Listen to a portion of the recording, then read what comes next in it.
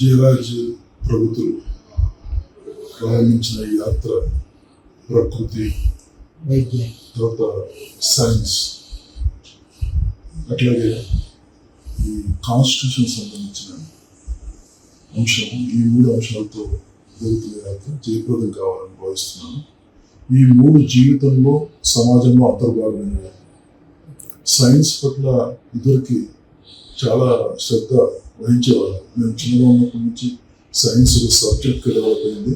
అదేవిధంగా సైన్స్ అనేది ఒక ప్రత్యేకమైన సబ్జెక్ట్ కాకుండా జీవితంలో అంతర్భాగం. జీవితంలో మనం ఆచరించే ప్రతి అంశంలో సైంటిఫిక్ అప్రోచ్ ఉంటుంది. కాబట్టి సైన్స్ అనేది చాలా ప్రధానమైనది. నేచర్ అనేది మా తల్లి, it's our mother, nothing but mother. Constitution అనేది మనం ఏర్పరచుకున్నది. ఇందాక మాడభూషి శ్రీధర్ అన్నాడు, we the people of India అంటే కాలేజీ అన్నట్ట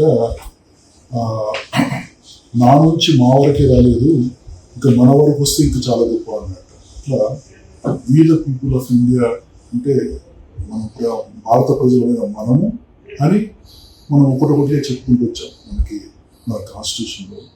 సో అది ప్రతి భారతీయుడి ప్రాథమిక హక్కు. దానికి ఏ రకమైన విఘాతం కలగాల్సిన అవసరం లేదు, కలగకూడదు.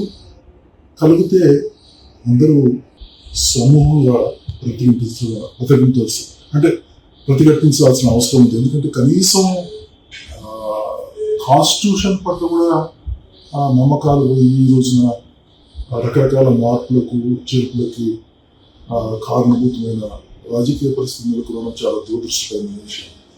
కాబట్టి తప్పకుండా డాక్టర్ అంబేద్కర్ నేతృత్వంలో ఏర్పడ్డ ఈ ఇండియన్ కాన్స్టిట్యూషన్ మినిమం అందరి ప్రజల హక్కు. అది యాక్చువల్గా భారతదేశంలో నివసించే వాళ్ళందరూ భారతీయులు. రకరకాల సమస్యలతో, రకరకాల విషయాలతో మనం ఉండొచ్చు. అయినప్పటికీ 50 మన కాన్స్టిట్యూషన్ తయారీ నుంచి, ఇండియాకి ఇండిపెండెన్స్ వచ్చిన దగ్గర నుంచి, తర్వాత కాన్స్టిట్యూషన్ తయారీ నుంచి మనం ఒక హార్మోని మెయింటైన్ చేస్తున్నాం. ఇక్కడ విప్లవాలు కావచ్చు, సంఘర్షణ కావచ్చు, బంధువులు కావచ్చు, కాల్పులు జరగవచ్చు, ఎన్నో ఉద్యమాలు కావచ్చు. అయినప్పటికీ ఇంత పెద్ద దేశమైన మన భారతదేశంలో ఒక ఇంటిగ్రిటీ, ఒక యూనిటీ, ఒక కుటుంబం లాంటి ఒక వ్యవస్థ ఉంది, బలమైన వ్యవస్థ ఉంది.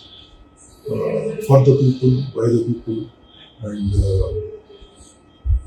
ఆఫ్ ద పీపుల్ అన్న లింకన్ మాటల్ని ఈ దేశం నిజం చేసింది. అంటే is the biggest democratic country in the world. అంటే చైనా జనాభా తగ్గిపోతుంది. సో ఆ రకంగా చూస్తే మనది చాలా ప్రపంచంలో బిగ్గెస్ట్ డెమోక్రటిక్ కంట్రీ. దానికి ఏ రకంగా విఘాతం లేకుండా చూడాల్సిన బాధ్యత ప్రతి పౌరుడికి ఉంది. మన సోదరుడైన జయరాజ్ కవి, తాత్వికుడు, కళాకారుడు, నిమ్న కులం నుంచి వచ్చి ఒక మహోన్నతమైన స్థాయికి గద్దరు వారసత్వంలో మహోన్నతమైన కళాకారుడిగా ఎదిగి మహోన్నత స్థానం అధిష్ఠించిన నా సహోదరుడు జయరాజ్ యాత్ర సఫలం కావాలని హృదయపూర్వకంగా ఆకాంక్షిస్తున్నాను.